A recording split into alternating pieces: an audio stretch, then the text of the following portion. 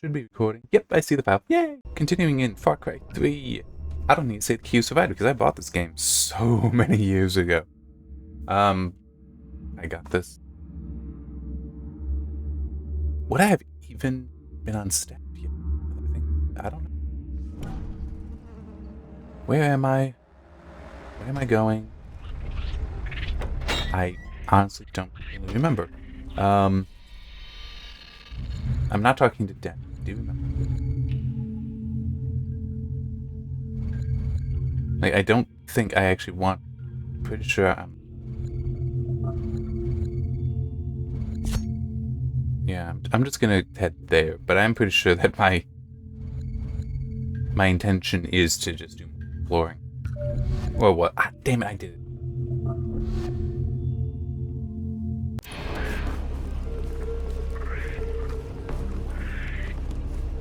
I didn't put too much in the news to talk about for this video. It's like one that's definitely the probably most. It's Gordon Moore passed away. This was actually last week, but it was announced at least after I'd already done the write-up, and also I think it was after I recorded the video as well, so I didn't have the ability to include it. Yeah, I mean that's there is no piece of electronics today that is not in some way tied to him. And just his innovation over the decades of when this stuff was being invented means that he's present in all of it.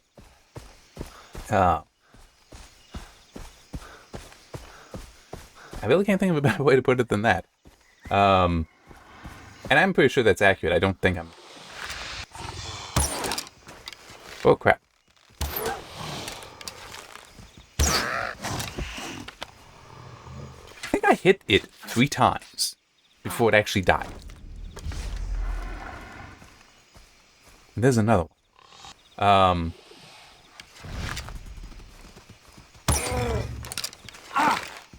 Yeah.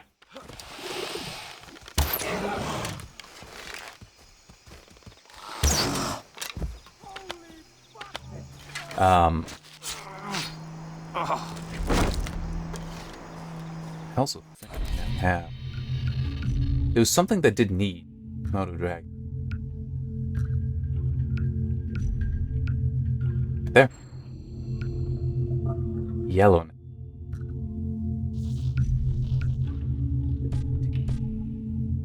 Alright.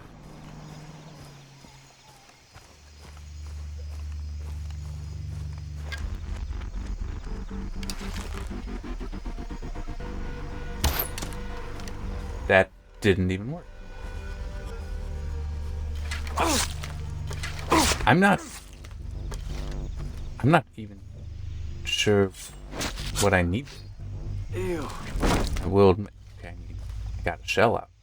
Let me, because everything is like, you need 2 or 4. So, since it's right here. Fuck. I'm so glad this is a video game and I don't feel bad for this stuff.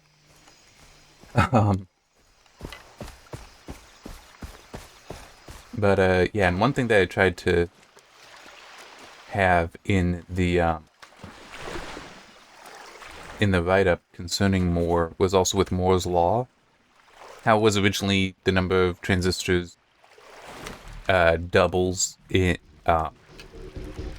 every year. That got changed to like 1.5 years. I don't remember if it's still at 1.5 years or if it's 2 years now. But just one thing that is interesting about that is originally that was an observation here, but it then changed into also being a goal. So it's like, whatever company it is, whether it's Intel or AMD or Nvidia, or if it's TSMC or Intel, Foundry, Samsung, it's like they all try to actually achieve that goal.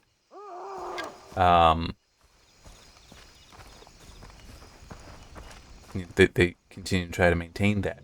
And that's part of the reason why you actually saw multi-core CPUs be developed, because you couldn't keep just throwing the transistors at a single core.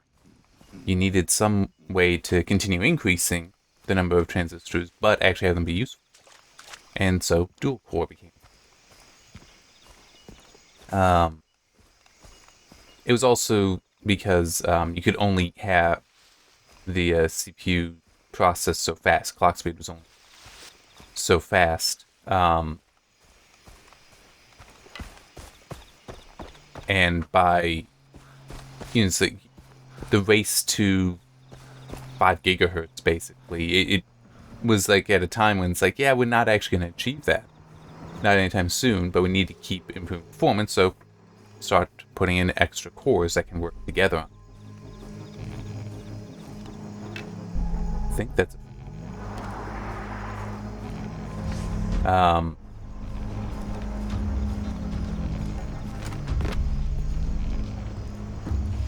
Wait and see. Another piece of news. E3 this year has been canceled, which is interesting. Just some of the reactions to it. Like, I actually saw one from somebody I've known for years. That basically good. That it's not what it once was, and it's like, stopped caring about it. And it's one of those, it's probably going to come back, because I just see it as, yeah, this is one of those ebb and flow kind of things. In that, I realized that fence was there.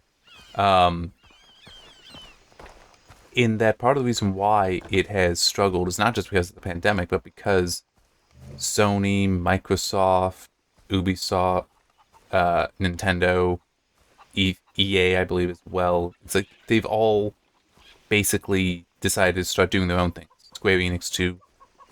Or they appear at other shows, like the Video Game Awards has become also a time for announcement. Yeah, I mean, that's been happening for a while, because it gives those companies more control and also more focus. They can pick it on a week when they're not competing with anyone else for attention. So there are aspects of that. And the funny thing is, I can see some people. Isn't it interesting how the reflection is there? It's like that's just using the lowest LOD for the hill. Anyway, it's what I was just describing, though, something that's like there's nothing E3 could do about that. There really is no solution for them. But it is still I could see that in the future we'll actually see that undone. Now we will see an interest.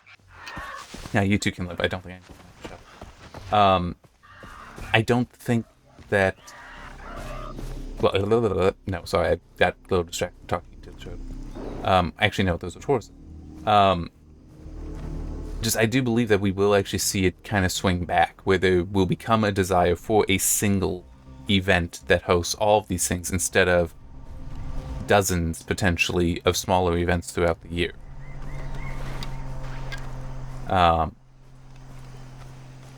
So it'll be kind of a question of, will they continue? There's also the whole, not everyone is able to put on a show. So it's like I mentioned the Video Game Awards. A lot of indie games get announced there as well. So that they are participating, but it's not like, they're putting on the show. But it's like Nintendo, Microsoft, Sony, they have the money. They can put on shows. But your favorite indie dev, I mean, the best they might be able to do is their webcam. Or pulling out their smartphone, recording some stuff, and then having somebody edit it together for them. Hopefully they also splurge to get a better microphone than what's on their phone. I mean, it's that is a reality of it, and it's like, well, E3 would have been something that more people would have gotten access to stuff. Like, they just need to pay for the booth, and now they have access. Kind of.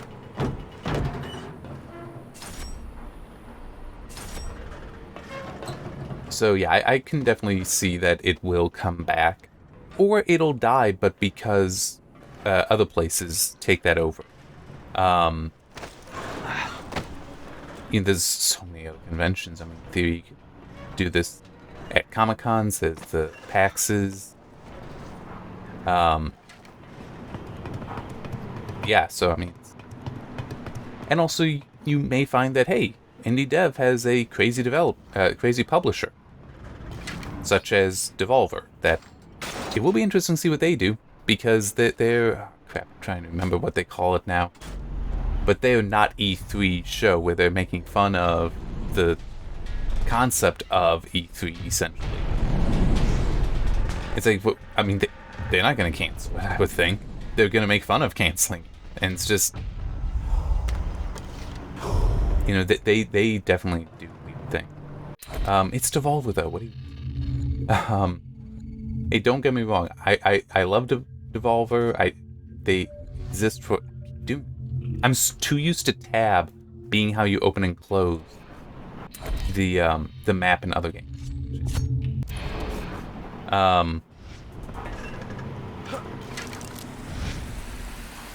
Oh, figures now. So's that, though. And I hadn't bought that.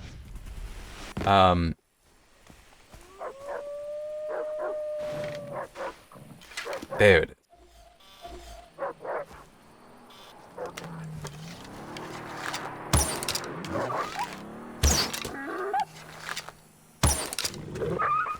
Alright.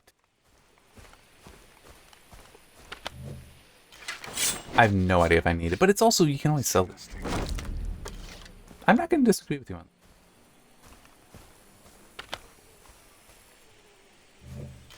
that.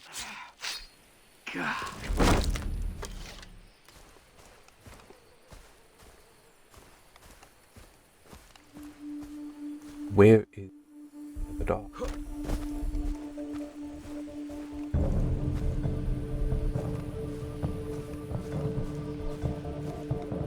There it is. Wait, no.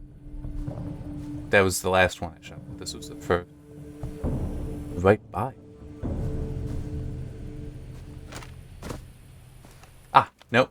That was the second. That's why I was off. Okay. So one thing that I saw, I didn't put this in the news, partly because I forgot, but also, I don't know, it's a little bit of a more personal for me. I really enjoy the game Satisfactory, and the developers, Coffee Stain, announced that they are,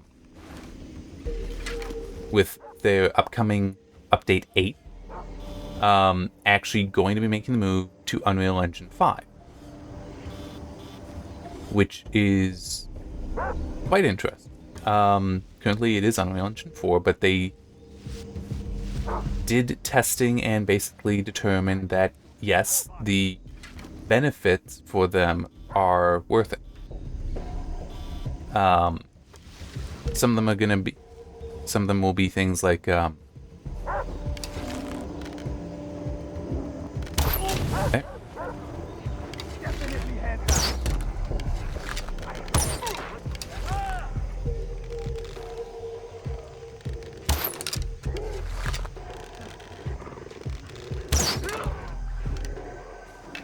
There you are. I knew you were here. There. Those two don't actually know where I am. So it can stay that way.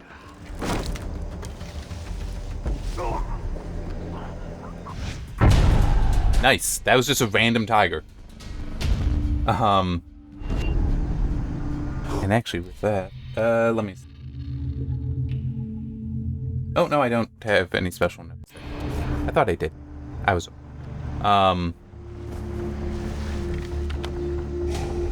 There we go. Wow, I got 2 points out of that.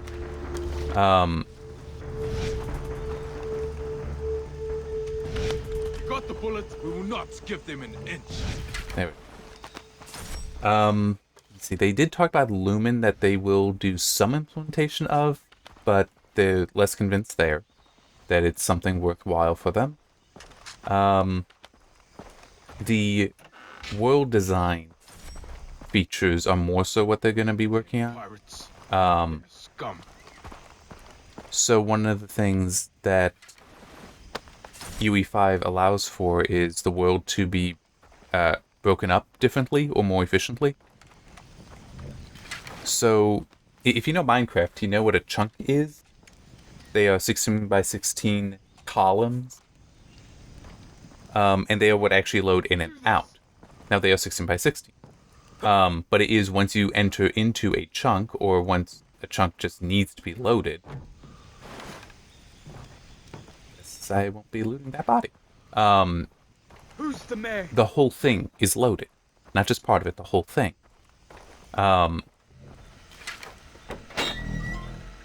Because that's how it has to be. Well,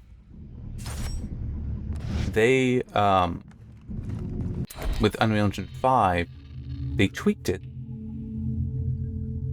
And by they, I do mean, come on, brain, turn over. Epic. There we go. That's what I was trying to get to.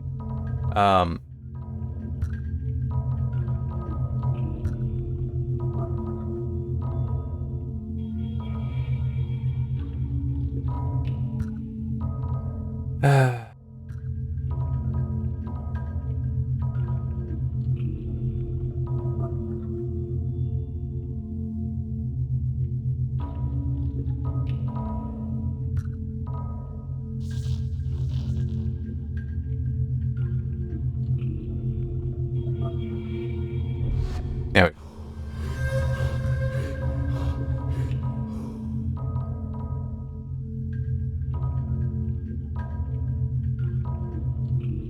Sure. It's going down that. Anyway, so I don't remember what they said for how many sections there are to that map, satisfactory map, but it is, still the whole.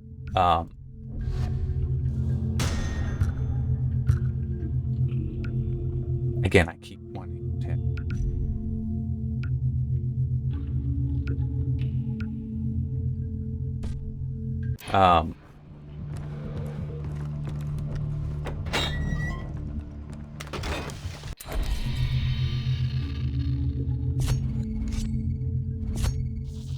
I don't know why. And there's a thing. No.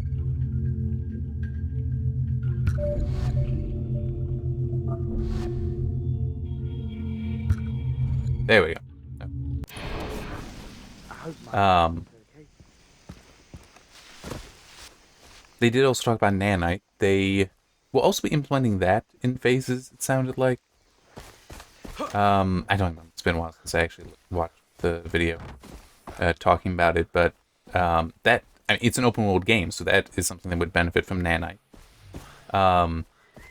Also, the whole, what I was talking about with the world fractioning, that's going to help them. Also for development, it will help.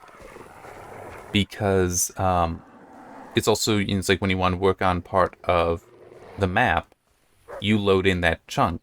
No one else can use it then. Because you risk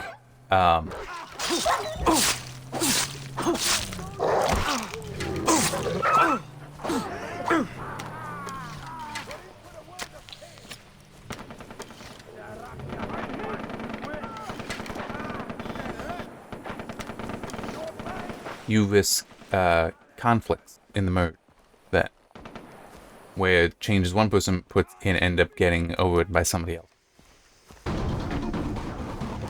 I mean, I remember that actually being the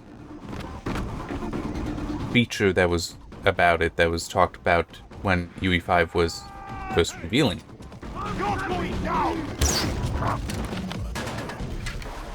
Was that it would make development easy.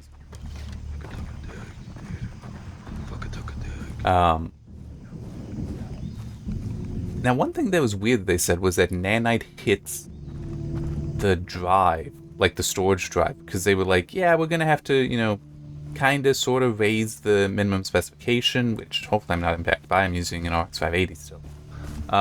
I don't think I will be. The RX 580 was... Polaris was much more forward-looking than people realized at the time.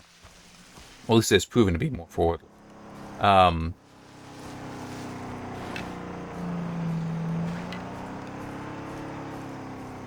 But they said that it would hit hard drives harder, so they wanted to make the minimum specification an SSD.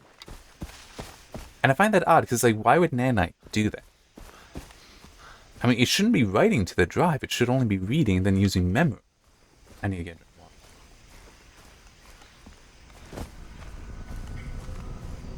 I'm not sure if that was a misunderstanding, but yeah, I mean, that really doesn't make any sense. And maybe that is the case, but it is still it doesn't make sense to me why it would be writing to the drive, so to the storage medium as opposed to volatile memory. Yeah. We'll find out. But it's also, I think that is the only game I know of, because I'm not touching Fortnite.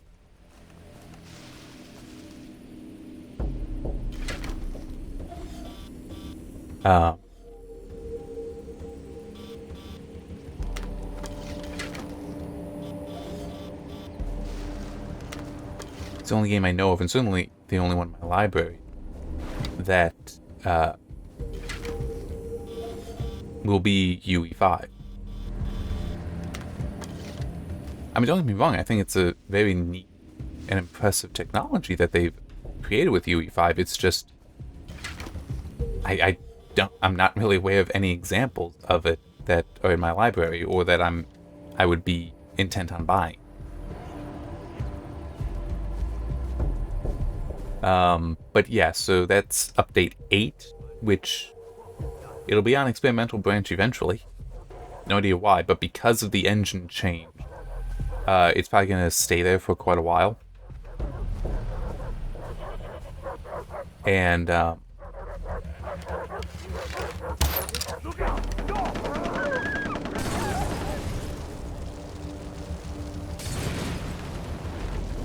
and need to go through a lot of testing to be certain that it is stable.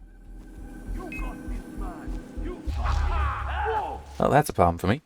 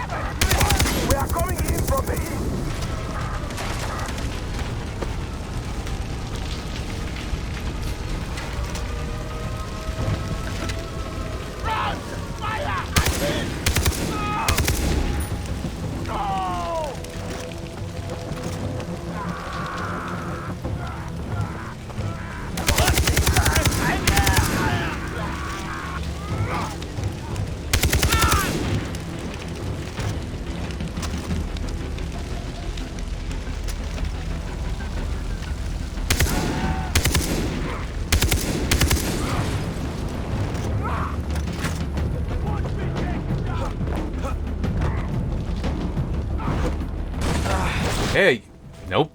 Nope, come on. Wow, that was so pitiful.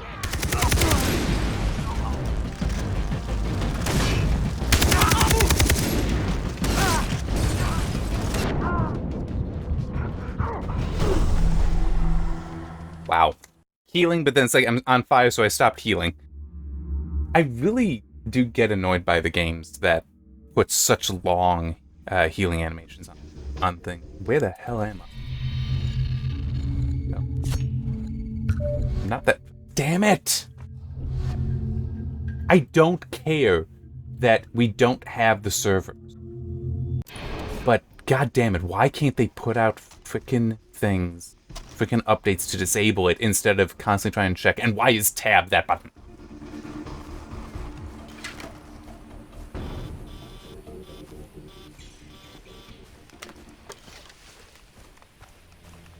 I think I've said this previously, that if I were in the position to make the decision or to make the suggestion for a developer or publisher, I would say that as far as DRM goes, it's like there should just be a point where it's like, no, you remove. Because, like, you've made your money. You're not going to make more. Or at least not significantly more. So just get the benefit out of it. It's like you've made your investment back. At this point, remove it because there's really no need for it anymore.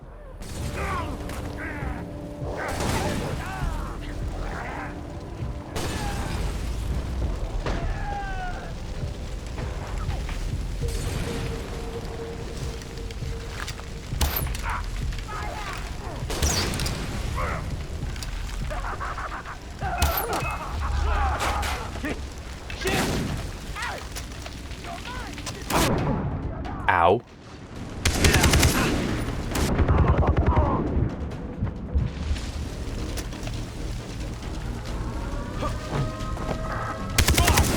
We'll be there in half a minute.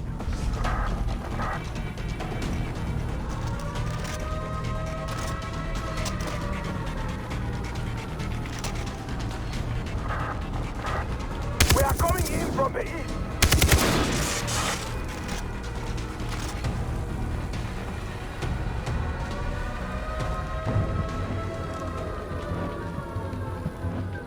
That was east. What? They said they were coming from the east before, and it was that way.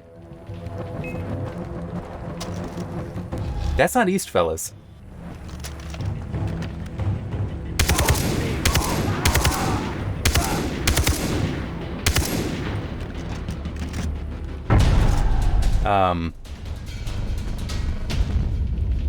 Another thing that I'm not taking advantage of, though there is one aspect to it that I do find intriguing, so I might eventually, is the OBS Studio 29.1 beta is out. The first beta. And it's bringing with it some interesting stuff. Specifically, we have like the thing that a lot of people giving attention, and it's like, yeah, I mean, one thing is, well, I don't know. I don't find AV1 that impressive of a codec, so this whole, hey, you're gonna be able to live stream it is alright, that's neat, but I'm not sure how much I really care.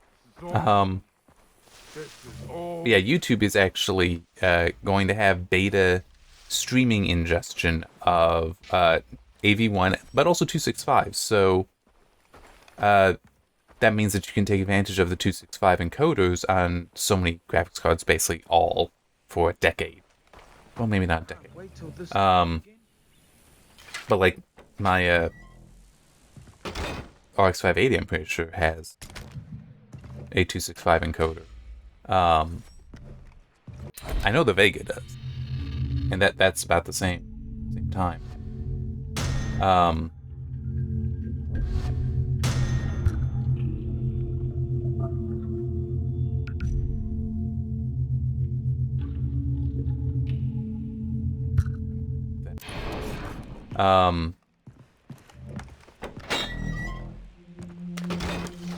Actually, Come on, do this. was there no computer? No memory card? Guess not. Interesting.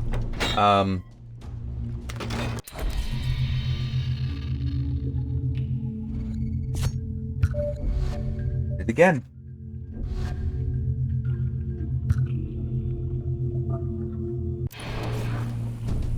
We have the outpost, but there is still more to check out the jobs on the bulletin. But one thing that annoys me is that while, yeah, you can stream the stuff, including 265, not X265. You can't use the software encoder. That's not listed. Because I did put it on the test system and look. But I could stream with AOM AV1, which is literally the slowest AV1 encoder. It is, however, one of the better for quality.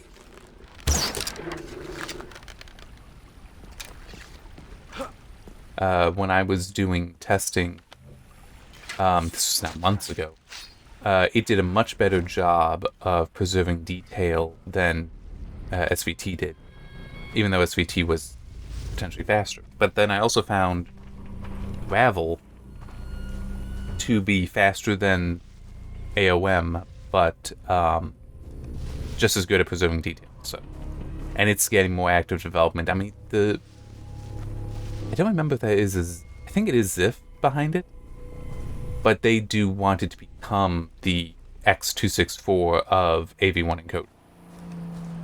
Which, if they can achieve that, that would be immensely impressive, because X264 is an amazing 264 encoder. It's hard to say that they're any better. But, yeah, so I don't know. I hope that, that somebody points out this oversight, essentially. And,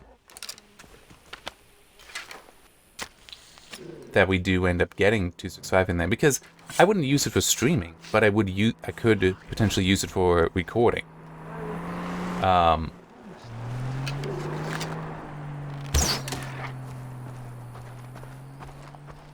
Although I don't know if I would do that with the desktop.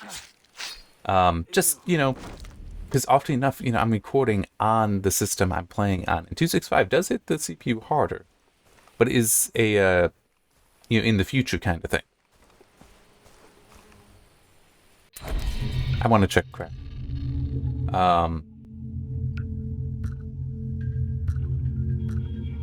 So what do I need for D?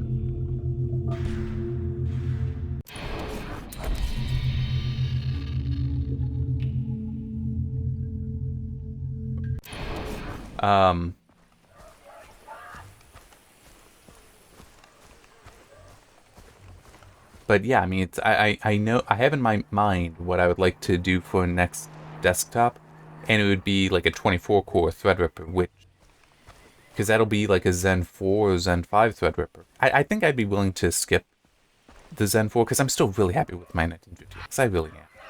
But that'll give time for kinks to be worked out, better motherboards potentially to be developed, but also DDR5 to become more reasonable. Yeah, and a 24-core Threadripper based on like a Zen 4 or Zen 5, I think would be able to handle 265 and video game play at the same time. Potentially also AV1. I don't know. It might be you have to throw bits at it, in which case, what's the point?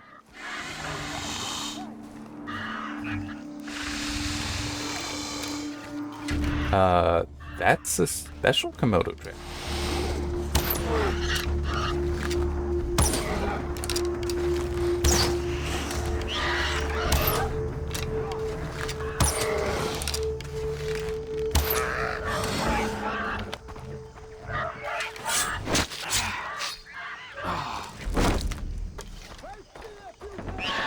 Here.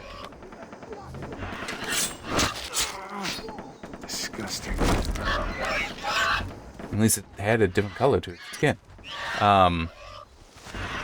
Shut up. Whoa, you're actually attacking me? I was not expecting the thing to actually attack.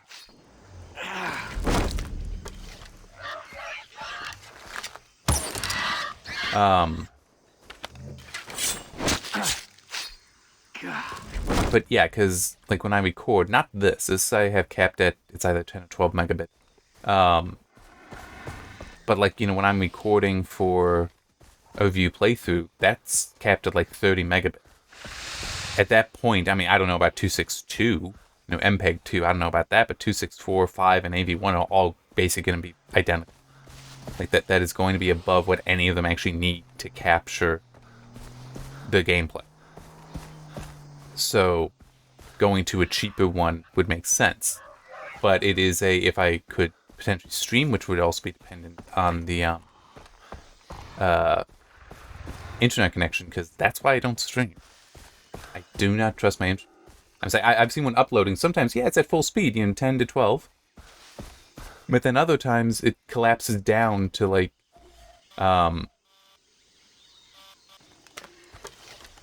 you know, a half that, a quarter that. Um,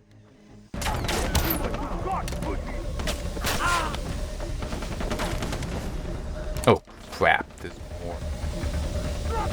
Oh, that's right. Okay, you know what? I'm out.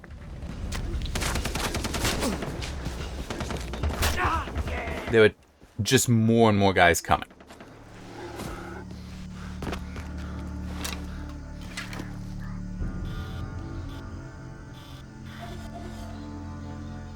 Hey, that is a taper.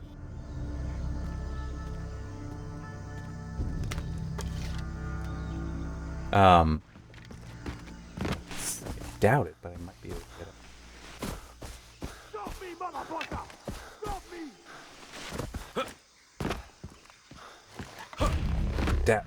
Yeah, I doubt it will work, but it's still one shot. Ow. Okay, and let's get crafting more health. What? I don't think that's true. You want to keep playing hide and seek?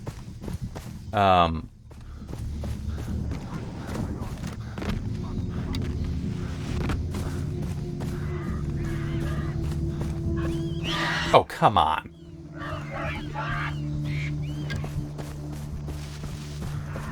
Leave me alone, you dumb bird.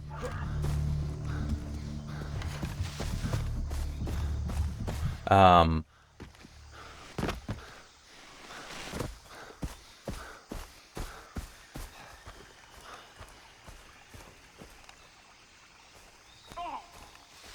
lot of dragons.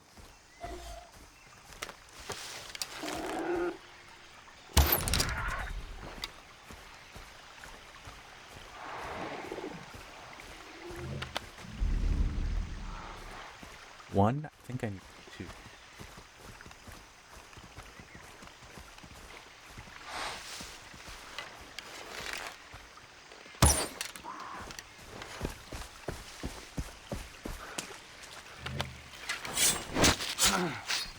Ew.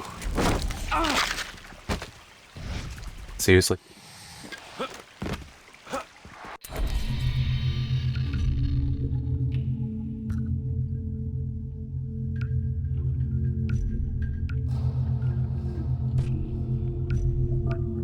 That's what. But I did know I needed.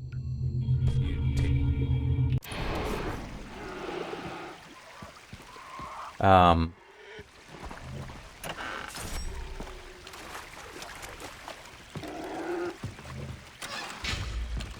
Oh.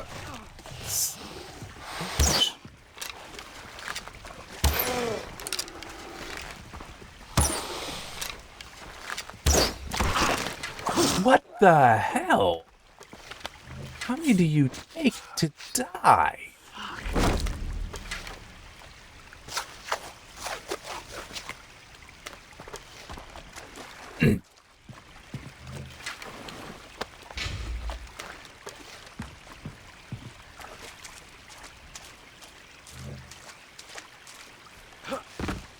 Oh, this is convenient. But the other thing with the OBS beta that is neat, and this I may take advantage of, is it is opening up audio codecs as an option for the encoder. It won't just be a C and no option unless you do the FFmpeg, custom FFmpeg encoding. No, it will have I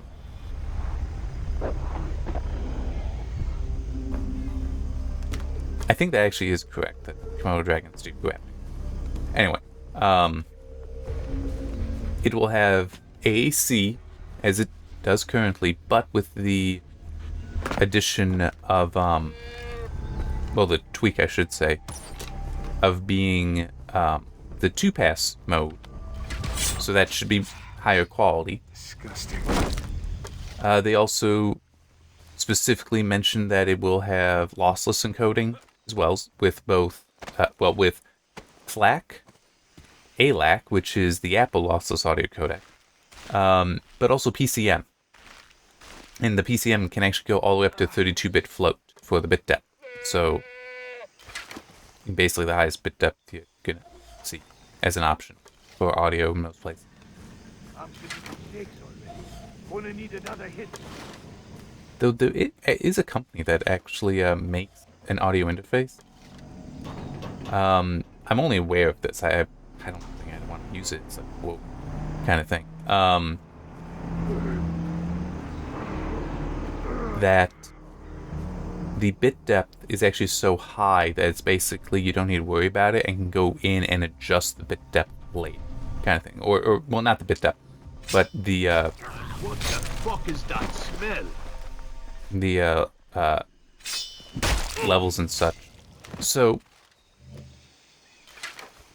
the simplest way I can think to put it is the bit depth. I mean, it's a dynamic range thing, just like with video.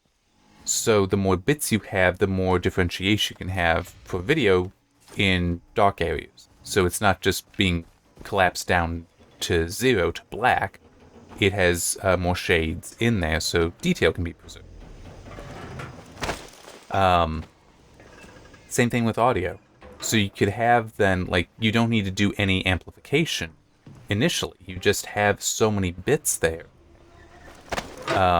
that you can always raise it up and have all the detail. So yeah, 32-bit would potentially also enable it. But I honestly don't. I would be somebody that would always be of the mind, yeah, just, try to get it right the first time. It's even if I had something like this, like, I don't want to spend the time trying to tune that all in after the fact. I'd rather tune it first and then correct if needed. But still, you're doing that. Now, obviously, FLAC, ALAC, PCM would push the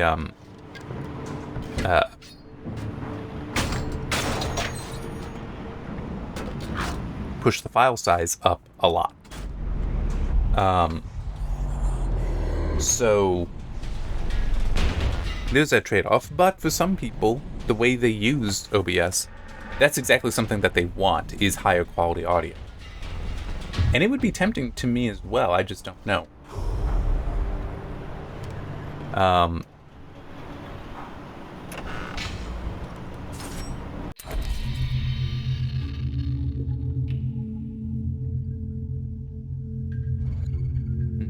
was right around here. Anyway, this.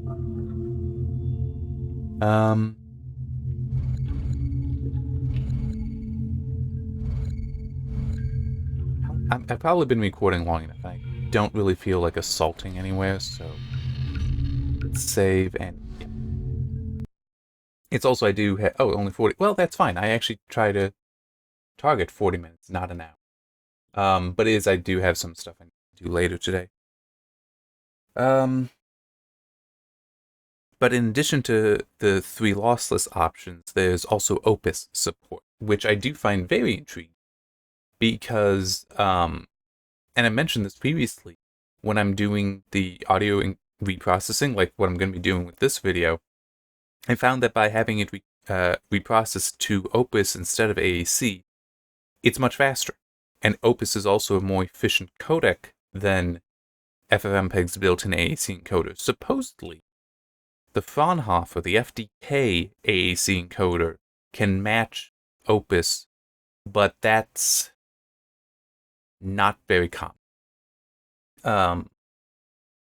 Fraunhofer kept, it's one of the patent holders for AAC in general, but their specific encoder, it's not included in base FFmpeg because the licensing is different enough that they can't include it. You can compile FFmpeg with it in there, but it is less common, therefore. So you don't really see it used. So Opus provides better efficiency than AAC, so you could potentially use a lower bitrate or the same bitrate, but it gives you higher quality. But also, I found that Opus is a lot faster. A lot faster to encode than FFmpeg's built-in AAC encoder. So that could have some benefits there too. Just the whole, you're now getting a little bit better performance, although really audio encoding shouldn't be extreme. Although for me, it is true, I am recording 3 stereo streams. a mix that is game and mic audio, even though I never use it. It still is nice to have that. And then I also have the game audio and the mic audio. Actually, wait, no, it's a mix of mic and game. So the second one is always mic, third one is game, and first is always mix whenever it goes in different places. Anyway, yeah, so that it will be interesting to see what ultimately comes of some of that stuff. It's also been interesting to see people talking about how why hasn't Twitch allowed ingestion of 265 and AV1 yet. And everybody's focusing on AV1. I'm sorry, it's not that impressive a codec. 265 has so many advantages over it. I mean, so you can get so close. AV1 is not that much more bit efficient than 265 unless you're like hyper aggressive at tuning things, or if you really are going to use the film grain synthesis, which I don't like the concept to it. It's a neat technology, but then I also figured out it's like grain changes in film, so you can't actually rely on that anyway. So it's, but it's so much more costly. It might become faster eventually, but right now, no, it's very costly, very slow. But anyway, it has been interesting. People pointing out the whole, you can't, well, by their standards at least, you can't stream like at 1440p because you would need a higher bitrate for that compared to 1080 because it is, more pixels and all that. Well, Twitch has, I don't remember what their upper limit is. I think it's like 6 megabit. But it's like, well, if you could do 1440p at 1440p 6 megabit for 264 doesn't look as good as it would for 265. But Twitch doesn't support that ingest. And AV1 should also look better and, work at 6 megabit. But again, you can't, Twitch doesn't ingest it. And it is kind of funny how that is working because it's like Twitch's whole model is live stream, but they're not the ones pushing that. It's YouTube. And YouTube has a lot of money. Twitch is owned by Amazon, so they got money too. It's not a question of resources. It's mainly just a question of decision making.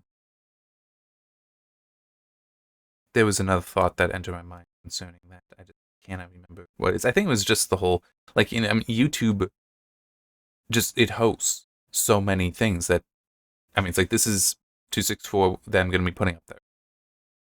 There's a good chance, well, yeah, they will be reprocessing it because they always do. It may go to VP9 or it might stay 264. For them, like going to 265 and AV1 is actually going to help them with storage. Twitch, though, videos don't stay up there indefinitely, so it's not so much. They have a great concern on bandwidth than on storage, but they're still not making the decisions to try to do something that would help with bandwidth. It's very, very weird. But hey, eventually they'll figure it out. But even then, I don't really care. I don't stream. And I don't think I necessarily will adopt that. I don't really have anything more. I guess maybe one thing. I think it was actually this past week, I finally updated the 2 examples that I have of the applet for interactive data processing. Currently, it's only the Dying Light 2 review and the Dying Light 2 performance analysis out there. I'd have to start paying for better hosting to have more. And no one looked at these, so why bother? But I have updated them, so they're now, mainly the performance analysis one should be a lot faster because of all the data there. But I also made a change. It's in the repo. In the repository. It isn't on the applet. It isn't on what's hosted yet. And I don't know if I will put it there, but you can now also change, like if you just use the GitHub, you can change the font size in the graph. I just realized because I made a video with it recently. That's like, yeah, some of the font size was too small. I couldn't read it.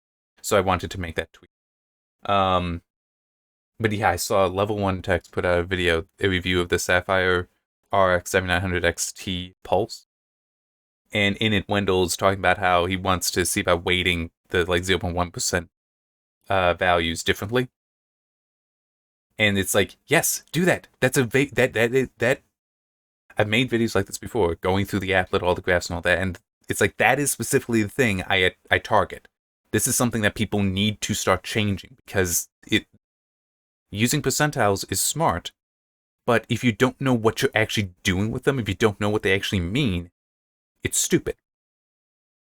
Oh man, I'm trying to think of what a good analogy would be.